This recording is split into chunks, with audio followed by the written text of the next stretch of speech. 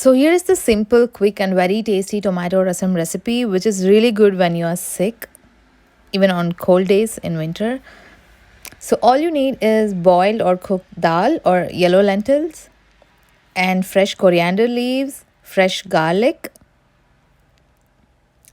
So boil tomatoes, coriander and chopped garlic for like 2 to 3 minutes just to make tomatoes mushy. And for seasoning you need olive oil, mustard seeds and cumin seeds. You can also add fresh green chilies and garlic or red chilies as well. And the main ingredient is pepper powder. So add pepper powder as well.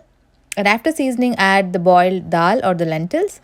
And also make a nice puree of boiled tomatoes and mix it with the dal.